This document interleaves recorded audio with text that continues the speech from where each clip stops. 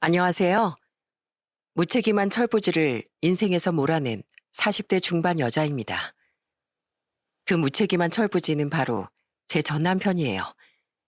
지금은 모든 걸 훌훌 털어내고 행복하게 살고 있지만 저는 전 남편으로 인해 수도 없이 가슴에 천불이 나야 했습니다.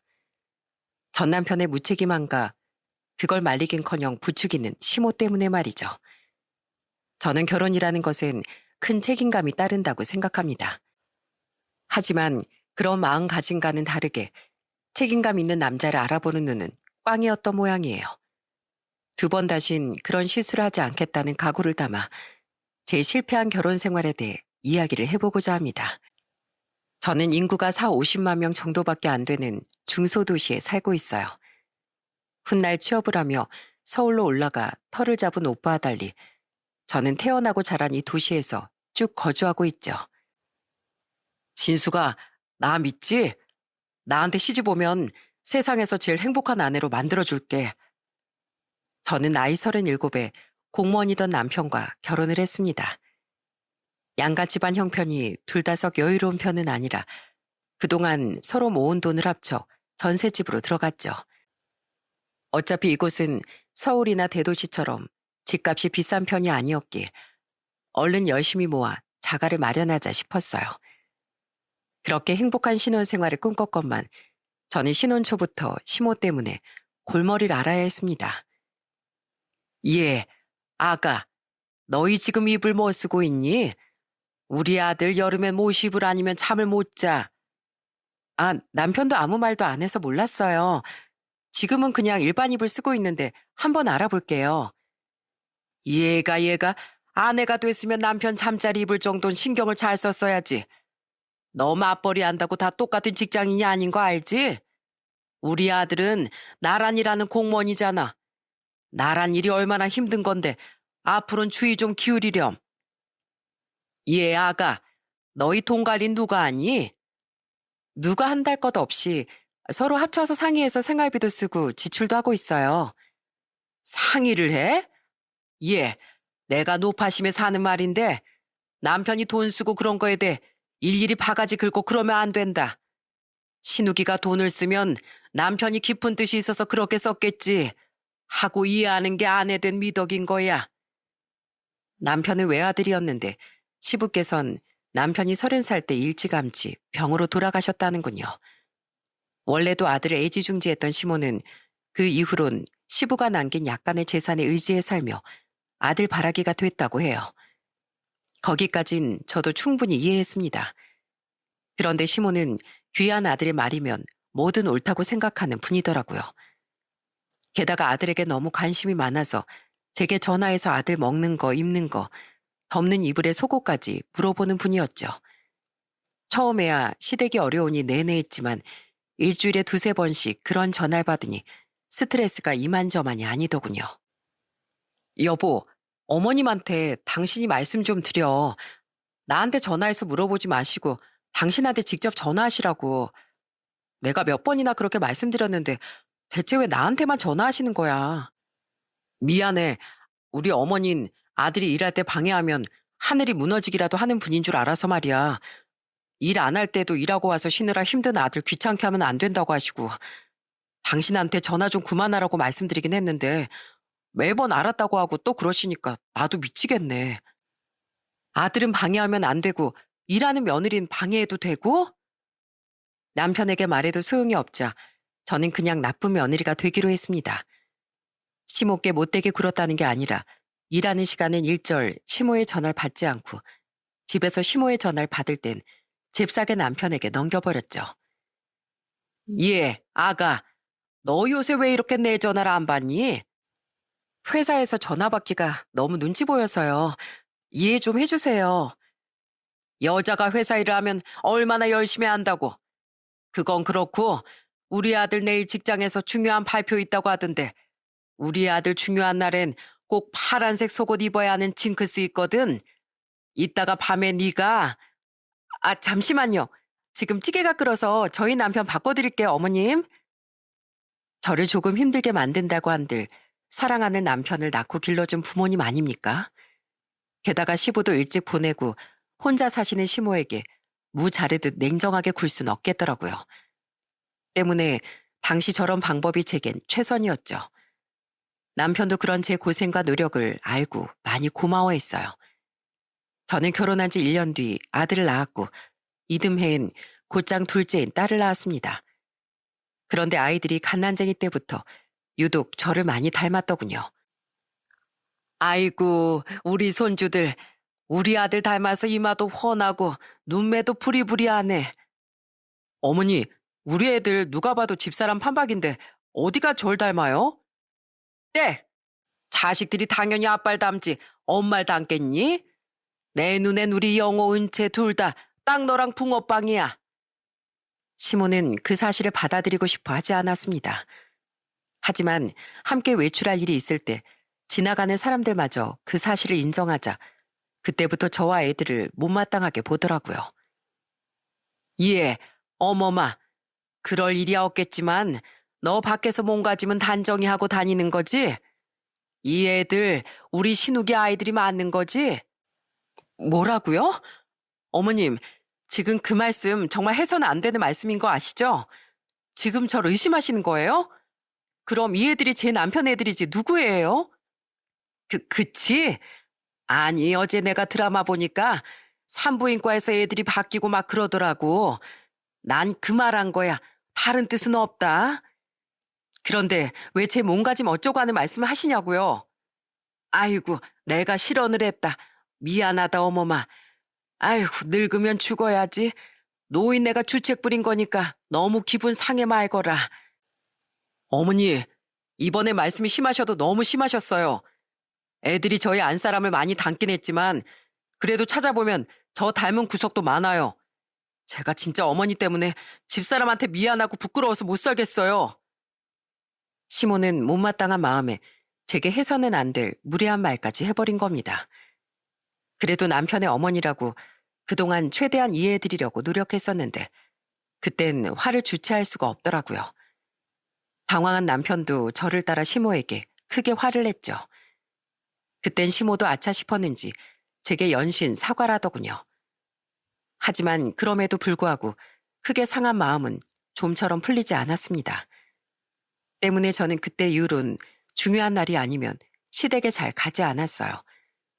시모 또한 제 눈치를 살피느라 전처럼 전화를 자주 걸지도 못하더라고요. 그래도 남편이 항상 제 편을 들었으니 저는 남편과 아이들만 보고 결혼 생활을 이어갔습니다. 그런데 믿었던 남편마저도 사고를 치기 시작하더군요. 때는 결혼한 지 고작 3년이 지났던 해 가을날이었어요. 여보, 나 사실 당신한테 할 말 있어. 할 말? 불안하게 왜 그래? 뭔데?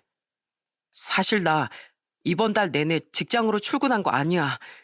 나 지난달에 공무원 그만뒀어. 그리고 지금 아는 지인 둘이랑 나까지 셋이서 작은 예식장 하나를 인수했어. 아무래도 공무원은 월급도 너무 짜고 조직 문화도 나랑 안 맞는 것 같더라. 그래서 이젠 큰 물에서 놀아보려고. 어느 날 저는 남편의 폭탄 고백을 듣고 말았습니다. 정말 뒤로 넘어갈 뻔했어요.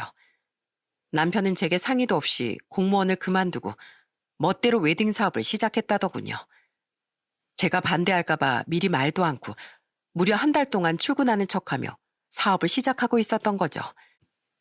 공무원이 대출이 잘 나오는 거 여러분들도 아시죠? 심지어 남편은 공무원을 그만두기 전 거액의 대출까지 받고 남편 명의 통장에 함께 모으고 있던 우리의 적금과 퇴직금까지 몽땅 그 사업에 밀어넣었다고 하더군요. 당신 미쳤어? 지금 우리 애들 고작 3살, 2살이야. 나도 복직한 지 그렇게 오래도 안 됐는데 그런 상황에 위험하게 사업에 손을 대? 그것도 나랑 한마디 상의도 없이? 그거 망하면 어떡할 건데? 무슨 깡으로 나한테 말도 없이 그 큰 대출까지 받았냐고.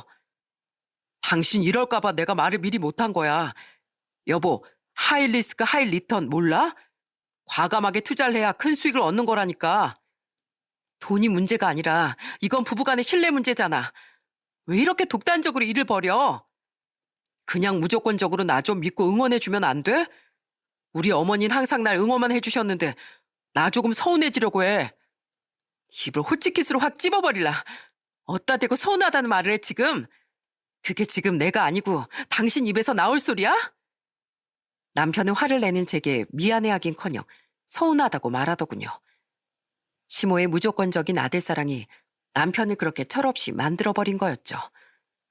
결혼 전 긍정적이고 자신감 있어 보이던 남편의 성격은 사실 시모가 만든 철없고 무책임한 어리석음이었다는 걸 그때서야 저는 깨달은 겁니다.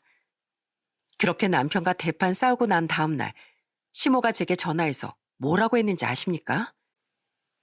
예, 어머마. 신욱이 걔가 내 아들이어서가 아니라 워낙에 머리도 좋고 똑똑한 애야. 걔도 다 생각이 있으니까 그랬겠지. 아내가 돼서 좀 믿어주면 안 되니? 이래서야 신욱이가 기죽어서 무슨 큰일을 하겠어. 큰일을 하려거든 아내인 저부터 제대로 설득했어야죠. 큰일을 하든 작은 일을 하든 가장이 됐으면 가족에게 먼저 이해를 구하는 게 순서 아닌가요? 어머님은 지금 저한테 전화해서 이러실 게 아니라 어머님 아들을 야단치셨어야 해요. 시모는 자신의 아들을 두둔하며 저를 도리어 꾸짖으려고 하더군요. 하지만 제가 더욱 버럭하자 혀를 차며 전화를 끊더라고요. 아무튼 애가 기만 세서 무슨 말을 못하겠다면서요.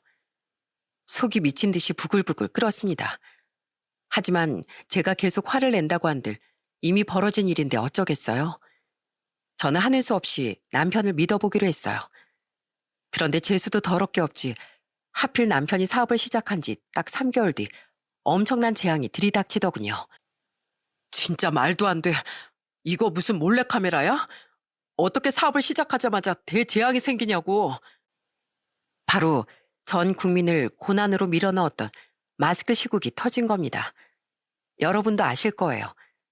그때 당시 결혼식도 줄줄이 취소되고 결혼식을 올리려던 예비 부부들도 대부분 결혼식을 미뤘다는 거요. 노하우가 풍부한 다른 웨딩 업체들도 큰 위기를 맞은 상황에 이제 막 사업을 시작한 남편과 지인들의 웨딩홀은 버텨낼 재간이 없었죠. 더군다나 서울도 아닌 인구가 적은 지방도시였으니 그 타격은 더욱 심할 수밖에 없었습니다. 결국 남편의 사업은 시작한 지 고작 1년 7개월 만에 처참히 망하고 말았어요. 이제 어쩔 거야. 그동안 모은 돈도 퇴직금도 다 날리고 대출금 때문에 빚만 산더미처럼 남았잖아. 미안해 여보. 난 정말로 이게 잘 될 줄 알았어. 그래서 평생 떵떵거리면서 살 줄 알았단 말이야. 여보, 제발 한 번만 용서해줘. 나 2번 다시 안 그럴게. 어? 나 진짜 앞으로는 당신 말 안 어기고 열심히 살게. 우리에게 남은 건 빚뿐이었습니다. 잠을 자려고 누워도 일을 할 때도 오로지 빚 생각만 나더군요. 정말 손이 덜덜 떨리고 막막함에 눈물이 났죠. 기재한 남편은 매일같이 제게 싹싹 빌기 바빴어요. 그리고 그렇게 남편의 편을 들던 시모는 집까지 찾아와서 저를 설득하더라고요. 어머마, 네가 속이 많이 상했지? 근데 잘 생각해봐라. 지금은 성공한 사람들도 처음엔 다들 몇 번씩 실패해보지 않았겠니? 어떻게 실패 없이 사람이 성장할 수 있겠어? 우리 신우기가 어멈너한테 이혼당할까봐 불안해서 어쩔 줄을 모르더구나. 걔가 2번 다시 안 그런다고 너한테 싹싹 빌고 있다며. 마음 넓은 네가 한 번만 이해하고 용서해주면 안 되겠니? 내가 이렇게 부탁하마. 남편이 너무 미웠지만 이혼을 선택하기란 쉽지 않았어요. 부부간의 신뢰도 중요하지만 그만큼 중요한 게 또 의리 아니겠습니까? 한 번 실수했다고 해서 냅다 갈라서기엔 그 의리가 제 발목을 붙잡더라고요. 게다가 저희 친정 부모님도 제게 남편을 한 번은 용서해주라고 말씀하시더군요. 이서방도 잘해보려고 그런 거겠지. 비록 방법은 잘못됐다지만 잘못을 바로잡을 기회를 가족이 아니면 누가 줄 수 있겠니? 우린 널 그렇게 의리 없는 아이로 키우지 않았다. 특히 저희 친정아빤 딸인 제가 그 상황을 관대하고 현명하게 이겨내길 바라셨어요. 당시 저희 아빤 지병이 악화되어 쓰러진 후 입원과 퇴원 생활을 반복하고 계셨습니다. 가뜩이나 몸이 약해진 아빠에게 이혼녀 딱지 붙은 딸이 되어 걱정을 얹어드릴 수가 없겠더라고요. 때문에 저는 남편을 한 번만 용서해 주기로 했죠. 남편은 그런 제 결정에 눈물까지 흘리며 고마워했어요. 고마워, 여보. 나 진짜 당신 이혼하자고 할까봐 너무 무서웠어. 여보, 나 진짜 앞으로 당신 속 안 썩이고 열심히 살게. 영호야, 은채야, 아빠 이혼 안 한다. 아빠 살았다. 애들 어려도 다 알아들어. 그런 말 하지 마. 아직 4살, 5살인 애들이 어떻게 알아듣겠어. 저것 봐, 그냥 나보고 웃기만 하잖아. 여보, 진짜 고마워. 시모 또한 제게 전화해 역시 우리 며느리라며 고마워했습니다. 저는 그래, 이게 삶이라는 거겠지 하고 다시 열심히 살기 시작했죠. 남편은 약속한 대로 열심히 사는 모습을 보이더군요. 작은 회사에 취직을 한 뒤 나름대로 적응하며 성실하게 일을 하더라고요. 저는 남편과 함께 열심히 빚을 갚기 시작했는데 감사하게도 저희 친정 부모님께서 일부 도움을 주셨습니다. 빚은 무조건 빨리 없애고 봐야 하는 거야. 아주 나중에 천천히 갚아도 괜찮으니까 일단 급한 불부터 끄려무나. 오빠 세연이 또한 제게 도움을 주고 싶어 했지만 저는 거절했어요. 두 사람이 비싼 서울의 집값 때문에 대출금 갚으며 조카들 키우는 것만 해도 힘들 걸 아는지라 가족으로서 부담을 주고 싶지 않았거든요. 그렇게 우린 친정 부모님의 도움과 잔뜩 허리띠를 조인 덕에 빚을 전부 갚을 수 있었습니다. 그런데 이제 좀 살만하다 싶었더니 남편이 또 일을 저지르지 않았겠어요? 뭐? 회사를 때려치웠다고? 당신 그 회사 들어간 지 이제 고작 1년 3개월 됐어. 나한테 열심히 살겠다며. 그런데 벌써부터 무슨 생각으로 회사를 그만두냐고. 게다가 또 나랑 상의도 없이 그만둬 버리기부터 하고 통보하는 거야? 진짜 왜 이래 당신? 아니 나도 버텨보려고 했는데 늦은 나이 시작한 회사 생활이 좀처럼 안 맞더라고. 나보다 어리면서 꼰대짓 하려는 새파랗게 어린 놈들도 있고 아무리 생각해도 월급이 너무 적어. 이래서야 언제 돈 벌고 집을 사겠어? 그 벌이도 없으면 앞으로 생활비는 어떻게 할 거며 전셋집은 어떻게 탈출할 건데? 어떻게 사람이 힘든 걸 조금도 참지 못하고 끈기가 없어. 그리고 이젠 그렇게 멋대로 안 하겠다고 약속했으면서 어떻게 나랑 상의 한마디도 없이 그만두냐고. 너무 회사 가기가 싫은데 당신이 이렇게 반대할까봐 말을 못한 거야. 나도 나름대로 고충이 있었다고. 기다려봐. 내가 금방 다시 새 직장 구해올 테니까 돈도 훨씬 많이 벌 수 있는 걸로. 그런 게 찾는다고 어디서 튀어나오니? 당장 취업 다시 못하기만 해. 정말 환장할 것 같았습니다. 그렇게 회사가 힘들면 저한테 미리 상의 정도는 할 수 있지 않나요? 그럼 제가 미리 여윳돈을 만들어 놓든 허리띠를 더 졸라매든 해서 남편이 이직할 동안의 생활비는 마련해 놓을 거 아닙니까? 그리고 애들 아빠라는 사람이 어떻게 뒷일을 준비도 하지 않고 무책임하게 일부터 그만둘 수가 있나요? 그런데 이후 남편은 취업은커녕 제게 더 큰 실망감만 안겨주더군요. 뭘 했다고? 치킨집을 계약하고 왔다고? 당신 진짜 나 무시해? 내 말 똥구멍으로 들었니? 사업을 그렇게 말아먹어 놓고 겨우 살만해지니까 다시 사업을 하겠다고? 게다가 계약을 이미 하고 왔어? 당신 돈은 어디서 났는데? 사실 어머니가 빌려주셨어. 내가 꼭 성공할 자신 있다고 하니까 전셋집 전세 보증금을 대부분 빼서 월세로 돌리셨거든. 지금 당신 엄마 전세금을 빼서 그걸 계약했다고? 그만큼 내가 자신 있어 하니까 어머니도 믿어준 거지. 여보, 내가 알아본 그 자리가 진짜 위치도 좋고 요새 그 프랜차이즈 인기도 많아. 아무리 생각해도 난 조직 생활도 안 맞고 쥐꼬리만한 월급에 만족할 만한 소인도 아닌 것 같아. 나 마지막으로 딱 한 번만 믿어주라. 이 길이 진짜로 당신이 사모님이 될 수 있는 직행코스라니까. 믿을 만한 행동은 코딱지만큼도 안 보여주면서 자꾸 뭘 믿으라는 거야? 사모님? 그딴 거 나 필요 없어. 내가 필요한 건 무책임하게 항상 뭐든 저지르고 통보하는 남편이 아니라 항상 아내인 나를 존중하는 정상적인 남편이라고. 내가 그렇게 기회해줬는데 어쩜 이렇게 날 보란듯이 무시해? 그리고 그 잘못된 길에 당신 엄만 왜 말리지도 않고 매번 부추기냐고. 당신, 그러다 내가 성공하면 미안해서 어쩌려고 그래? 내가 막상 돈 많이 벌어오면 당신도 생각이 달라질걸? 아니, 난 당신이 망하든 성공을 하든 이젠 신경도 안 쓸 거야. 당신한텐 1,000원짜리 한 장 안 받을 거고 우리 애들도 내 돈으로 키울 거야. 그러니까 당신 앞으로 나한테 아무것도 바라지 마. 날 아내라고 생각도 하지 마. 당신한테 더 이상의 자비는 없어. 이 무책임한 인간아. 어디 가서 우리 애들 아빠라고 말도 하고 다니지 마. 참을 수 없는 분노와 실망감이 밀려왔습니다. 남편에 대한 신뢰와 정은 추락할 대로 추락하고 말았죠. 남편은 그런 용서를 빌기는커녕 투덜대며 자신은 꼭 성공해 보일 거라고 말하더군요. 지금 자신이 정말로 잘못한 것이 뭔지 남편은 전혀 모르는 것 같더라고요. 그리고 예상하시겠죠? 다음날 시모는 어김없이 제게 전화를 걸었더군요. 그때만큼은 저도 시모에게 진심으로 안타까움을 담아 말했어요. 어머님, 안 그래도 제가 먼저 전화 드리려고 했는데 마침 잘 됐네요. 어머님, 어떻게 겁도 없이 전세금을 빼서 남편한테 주신 거예요? 그러다 그 돈 못 돌려받으면 어떻게 하시려고요? 어머님, 제가 진짜 며느리로서 걱정돼서 말씀드리는 건데요.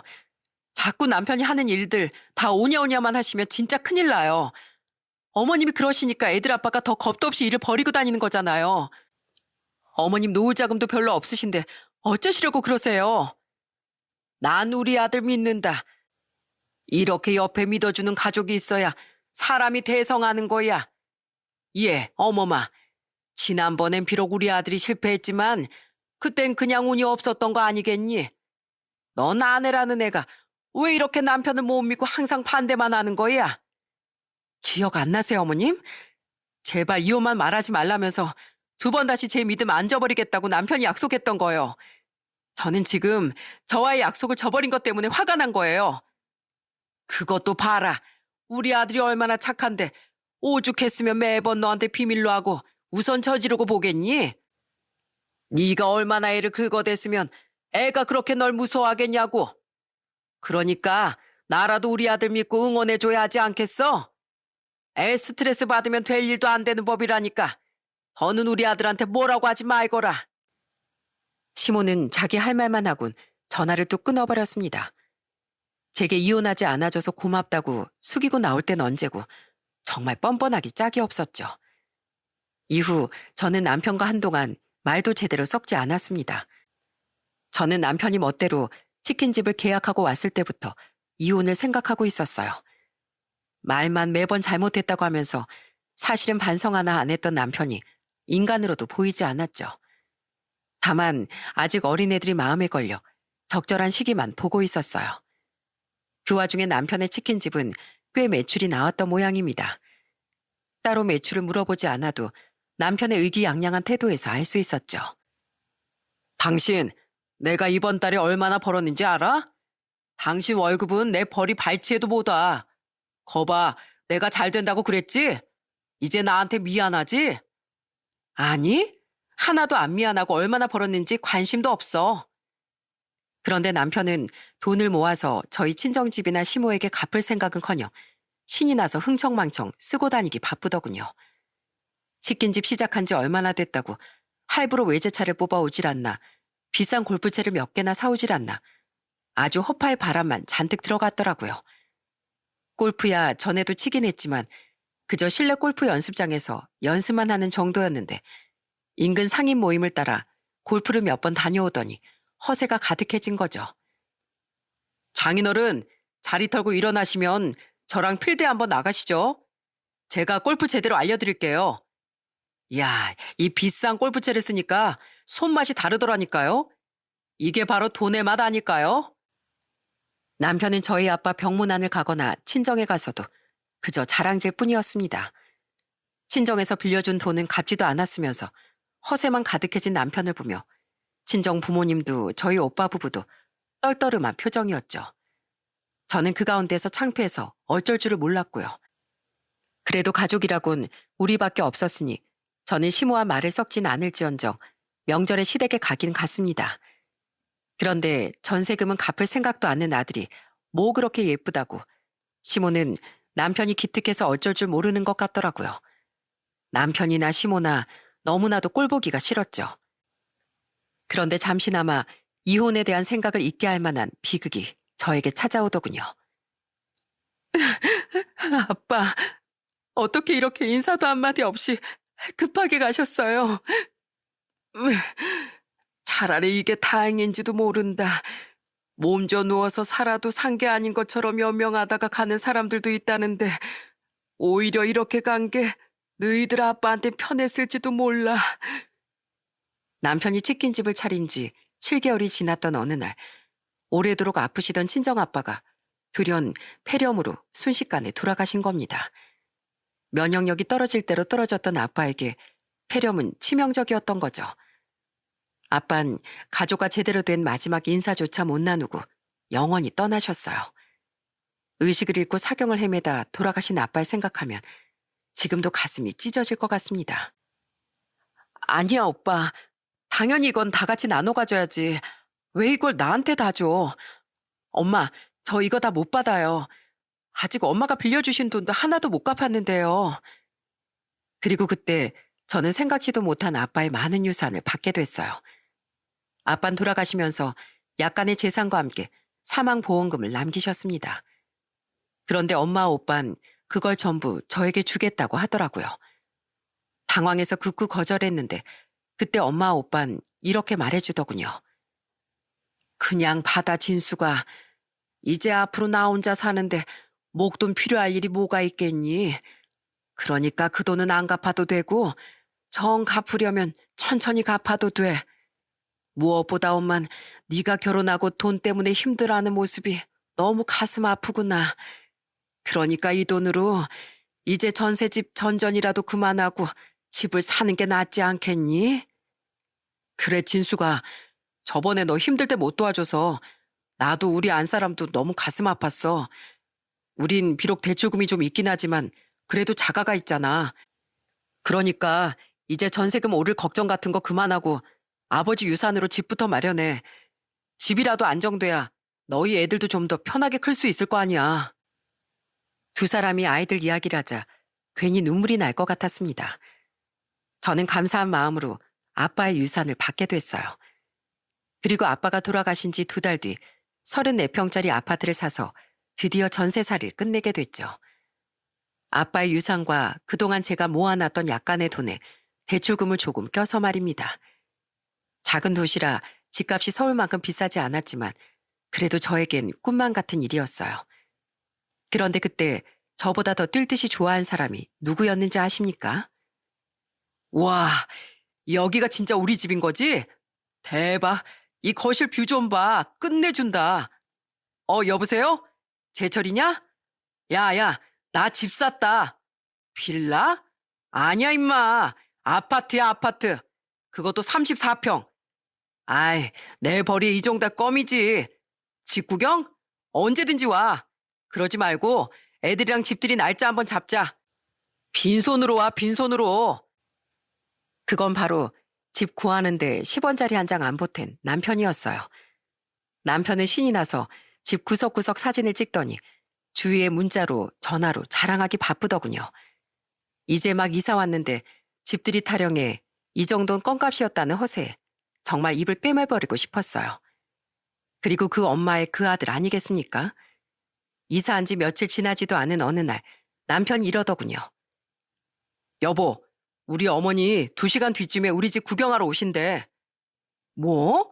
아직 집 정리도 제대로 다 못했는데 갑자기 나한테 말도 없이? 집에 먹을 것도 없어. 에이, 집 구경하러 오는 건데 밥이 뭐가 중요해. 그냥 배달 음식 시켜드리면 되지. 아직 이 집을 구하게 도와준 친정엄마도 오빠 부부도 초대할 생각조차 못했는데 남편의 시모를 집으로 초대한 겁니다. 그것도 저에게 또 말도 없이 말이죠. 사실 그때 전 남편에게 언제 이혼이라는 말을 꺼낼지 그 타이밍만 재고 있던 때였어요. 그런 제가 시모가 반가웠겠습니까? 그런 제 마음도 모르고 저희 집에 쳐들어온 시모는 입이 해벌쭉해져 있더군요. 그리고 남편이 시켜놓은 족발은 뜯는 둥 마는 둥 하며 집 구경하기에 여념이 없었어요. 이야, 난 평생 아파트에 살아본 적도 없는데 여기 집이 너무 좋구나. 이 벽지 고급스러운 것 좀 봐. 세상에, 사돈 어른이 돌아가시면서 너한테 큰 선물을 주고 가셨구나. 우리 아들 팔자가 폈네. 아주 폈어. 우리 아들 못 믿냐? 왜 우리 아들 기를 죽이냐 하면서 저를 못 잡아먹어 안달일 땐 언제고. 시모는 꿀이 듬뿍 발라진 말투더군요. 한 주 동안 이사하랴, 애들 챙기랴, 야근까지 하랴, 정신이 없던 저는 그런 시모의 말에 대꾸할 힘도 없었어요. 때문에 그저 아, 네 하고 대충대충 대답만 하고 시모를 돌려보냈죠. 그런데 그로부터 약 일주일 뒤인 토요일 오후 대뜸 시모가 또 연락도 없이 찾아왔더군요. 그때 아이들은 낮잠을 자고 있었고 남편은 치킨집에 출근했을 때라 저는 조용히 시모를 집으로 들였어요. 연락도 없이 어쩐 일이세요? 그게 너한테 이걸 주려고 겸사겸사 내 할 말도 있고 해서 말이다. 시모는 제게 대뜸 커다란 플라스틱 음식 용기를 건네더군요. 열어보니 그곳엔 삼계탕이 들어있더라고요. 시모는 은근한 목소리로 제게 용건을 꺼내기 시작했는데 그 용건이라는 게 기가 막혔습니다. 저번 주에 보니까 네가 요즘 살이 좀 빠진 것 같아서 내가 삼계탕 좀 삶아왔다. 집이 이렇게 넓은데 혼자서 일하랴 청소하랴 힘들겠구나. 아들밖에 모르시는 분이 갑자기 왜 이러세요? 나도 표현을 못해서 그렇지. 아이 마음속으로 항상 어멈 네 걱정 많이 했어. 그런데 어머마, 지난주에 내가 보니까 아직 6살인 은채 혼자 쓰기엔 방이 좀 넓은 것 같던데 원래 애들은 할머니 옆에서 커야 더 예의도 바르고 어른 공경도 잘하게 되는 거 알지? 그때 직감했습니다. 남편 때문에 월세방에 살게 된 시모가 이 집을 노리고 있다는 것을요. 애초에 이 집에 들일 생각도 없었지만 저는 뭐라고 하나 보려고 우선 시모의 말을 들어봤어요. 시모의 말은 갈수록 가관이었습니다. 어머마, 내가 나이가 70을 넘기고 나니까 혼자 살기가 너무 외롭구나. 게다가 내가 너희들 도와주려고 지금 전세도 빼고 월세살이 하고 있지 않겠니? 우리 영감이 남긴 재산도 얼마 없는데 다달이 나가는 월세 38만 원이 너무 아깝더구나. 너희들을 위해 내가 그렇게 희생했으니까 이제 너희들이 응당 날 부양하는 게 맞지 않겠어? 내가 이 집 들어와서 은채랑 같이 방 쓰면 딱 좋을 것 같은데. 어머님, 뭔가 단단히 착각하고 계신 것 같은데요. 저는 남편이 벌어오는 돈 한 번도 받아 쓴 적도 없고요. 그 사람이 얼마나 버는지도 몰라요. 이 집에 어머님하고 남편이 보탠 건 아무것도 없다는 뜻이에요. 제가 어머님한테 도움받은 건 아무것도 없다고요. 근데 제가 어머님을 대체 왜 부양해야 되죠? 얘가 말 한 번 참 서운하게 한다. 너랑 우리 아들은 부부인데 부부는 공동체 아니겠니? 어쨌든 네 남편이 잘 벌면 앞으로 너도 좋은 거 아니냐. 내가 뭐 공짜로 들어온다는 것도 아니야. 앞으로 다달이 너한테 20씩 주마. 방세 10에 식비 8만 원, 관리비 2만 원이면 괜찮지? 그리고 넌 아직 못 들은 모양인데 사실 우리 신우기가 자기 치킨집이 잘 되면 꼭 날 모시겠다고 했어. 그래서 내가 선뜻 전세금도 빼서 빌려준 거야. 이젠 집도 생기고 치킨집도 꽤 잘 되고 있으니까 네 남편이 한 약속을 너도 지켜야 하지 않겠니? 애들 아빠가 자기 멋대로 그런 약속까지 했다고요? 그래, 그랬었다니까. 기가 막혔습니다. 제가 시모 때문에 얼마나 스트레스 받아 있는지 알면서 남편은 멋대로 그런 약속까지 했던 거예요. 시모의 뻔뻔함에 예전 같았으면 천불이 났을 겁니다. 하지만 이미 이혼에 대한 결심이 섰을 때라 그런지 천불이 나기보단 어이가 없어서 웃음이 나더군요. 그리고 저는 지금이 바로 시기만 보던 이혼을 저지를 때라고 생각했어요. 하지만 그 자리에서 이혼 이야기라면 시모가 돌아가지 않고 난리를 칠 것 같더라고요. 때문에 저는 팡 터뜨리고 싶은 마음을 꾹 참고 웃으며 말했죠. 어머님, 오늘 여기 잘 오셨네요.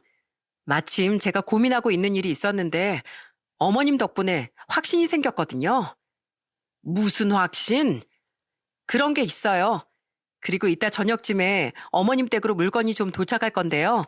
그것 좀 잘 받아주세요. 물건? 갑자기 무슨 물건? 설마 너 나한테 무슨 선물 보냈니? 선물이요? 아, 네, 선물 많네요. 아마 받으시면 깜짝 놀랄 거예요. 어머님, 완전 깜짝 선물이거든요. 그리고 어머님하고 합가하는 건 생각해 볼게요. 생각하고 자시고 할 게 뭐 있어. 여긴 우리 아들 집이나 마찬가지인데. 어쨌든 합가한다고 해도 어머님 짐 정리는 하셔야 할 거 아니에요. 당장 지금부터 여기서 지내실 건 아니잖아요. 아, 그건 그렇지. 그럼 나 집 가서 미리 짐 좀 싸고 있으면 되겠니? 네 생각이라는 거 나 걱정 안 해도 되는 거지? 알았다. 우선 나 집에 돌아가 있으마. 저는 그렇게 시모를 좋은 말로 돌려보냈습니다. 그리고 그때부터 저의 본격적인 이혼 준비가 시작됐죠. 네, 오늘 와주실 수 있는 거죠? 아, 3시간이요? 네, 그럼 그때로 부탁드릴게요. 저는 인터넷을 검색해 당일에 와줄 수 있는 용달차를 불렀습니다. 그리곤 남편 짐을 팬티 한 장까지 모조리 다 싸서 용달차를 통해 시모의 월세집으로 보내버렸어요. 제가 보낸다던 선물을 기다리던 시모는 질색 팔색을 하고 전화를 하더군요. 예, 이게 다 뭐냐? 아, 집도 좁아 죽겠는데 무슨 짐을 이렇게 많이 보냈냐고? 아, 선물 보낸다며? 그게 선물이에요, 어머님. 어머님이 너무 사랑에 맞지 않는 어머님 아들 짐이요. 어머님, 저 그깟 이십 필요 없거든요. 안 그래도 이혼하고 싶어서 미칠 지경이었는데 어머님 덕분에 이 기회에 시원하게 어머님 아들 반품해버릴 수 있게 됐네요. 뭐, 반품? 네, 반품이요. 어머님, 전 어머님처럼 애들 아빠가 하는 일 다 오냐오냐도 못 해주겠고 그렇게 무책임한 사람 우리 애들 아빠로도 더는 못 두겠어요.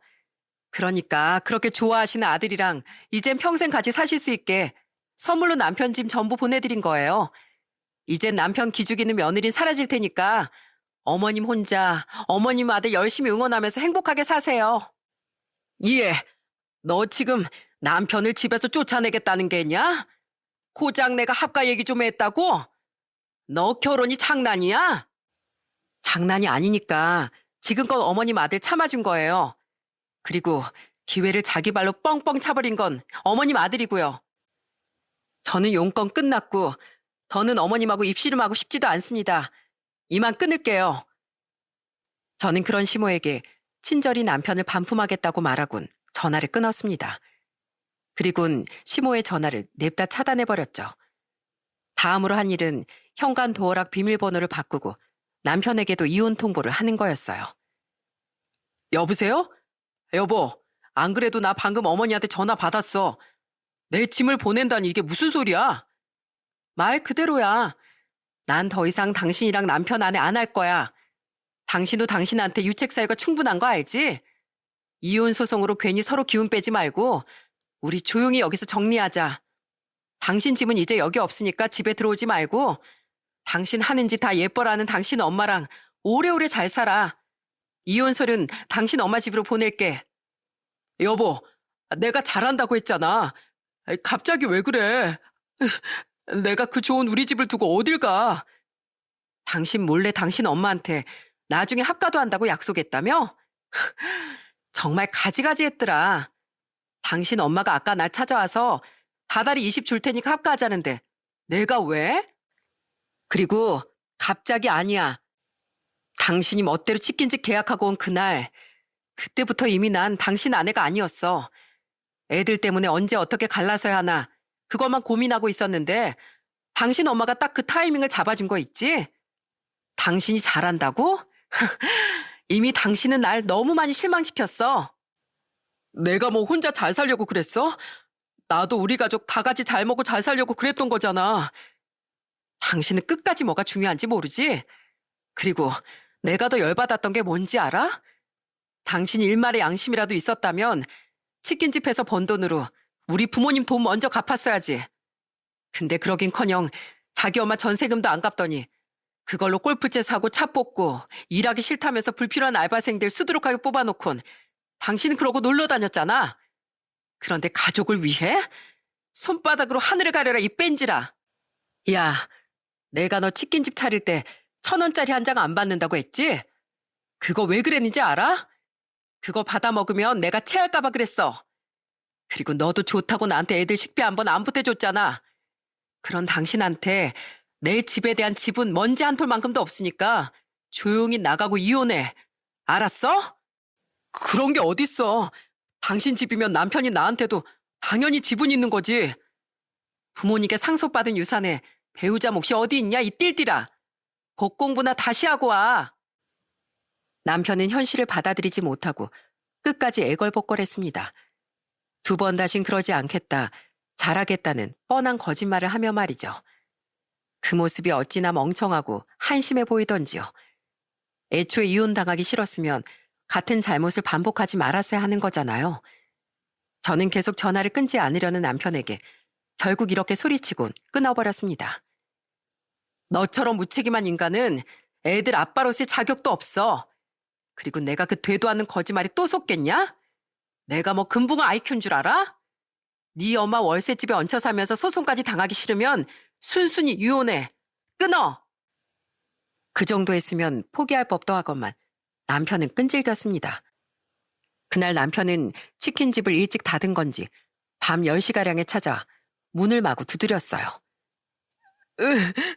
여보, 비밀번호는 언제 바꿨어? 여보, 우선 들어가서 얘기 좀 하자. 어? 이렇게 번듯한 내 집 두고 내가 왜 월세방으로 가야 하는데.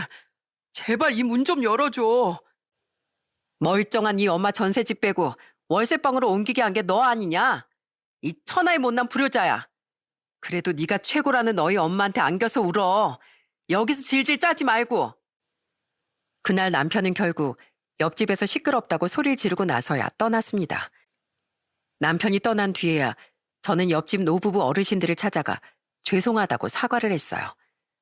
제 자초지종을 들은 두 분은 감사하게도 더 화를 내지 않고 위로를 해주시더라고요. 감사한 마음에 저는 다음날 한우 세트를 선물하며 다시 한번 사과를 드렸죠.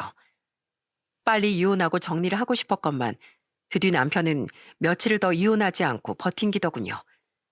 그런데 그 사이에 시모가 제 회사 앞까지 저를 찾아왔더라고요. 제가 전화를 받지 않으니 마음이 급해진 시모가 거기까지 쫓아온 겁니다.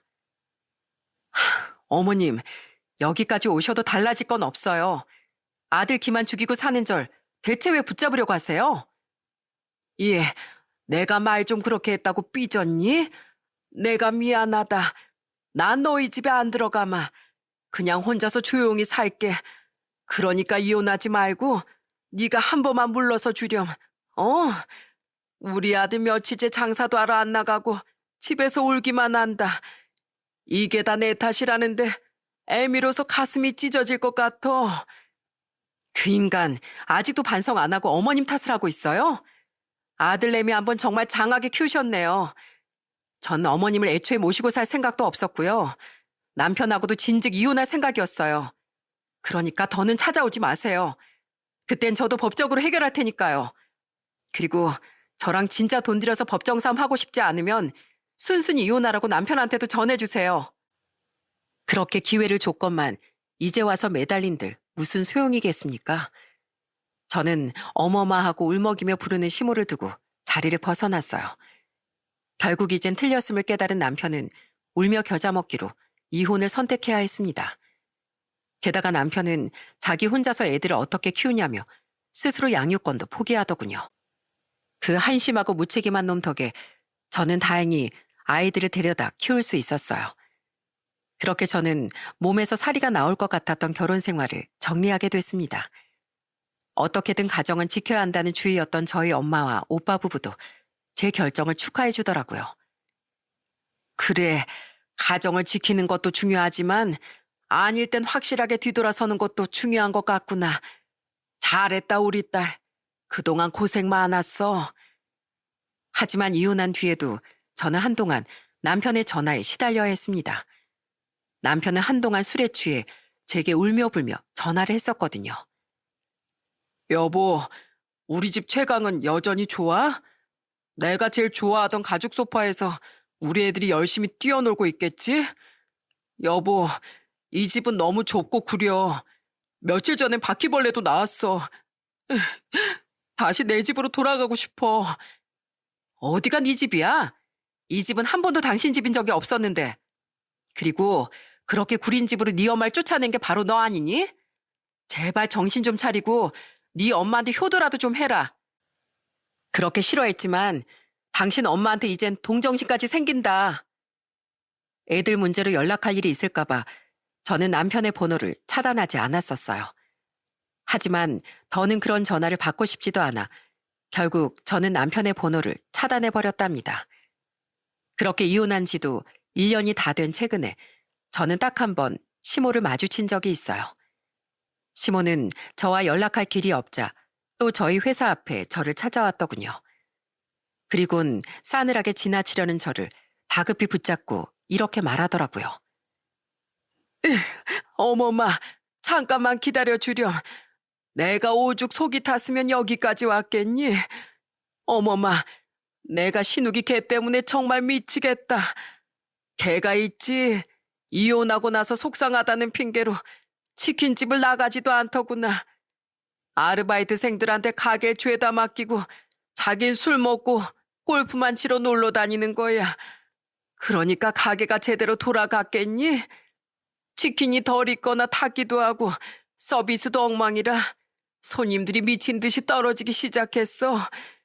그제야 신욱이 걔가 식겁해서 아르바이트생들을 다 자르고 가게 운영을 직접 하기 시작했는데 이미 떨어진 손님은 돌아오지도 않더구나.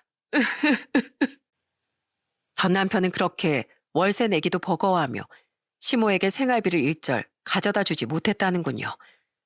그동안 사치도 미친 듯이 부렸으니 모아둔 돈도 없었던 거죠. 전 남편 때문에 배로 늘어난 생활비를 감당하지 못한 시모는 결국 난생 처음 식당 설거지 일을 구해 돈을 벌고 있다고 했습니다. 내가 이렇게 고생하면 걔도 대리운전을 하든 뭘 하든 투잡이라도 뛰어야 하는 거 아니냐? 맨날 가게 잘 안 된다고 또 술 퍼먹고 내가 이 나이에 주방이라면서 아들 밥까지 차려 먹이고 산다. 어머마, 내가 정말 등골이 휠 것 같다. 이젠 내가 절대 잔소리 안 할 테니까 제발 우리 아들 좀 다시 데리고 살아주면 안 되겠니? 무슨 보모 구하세요?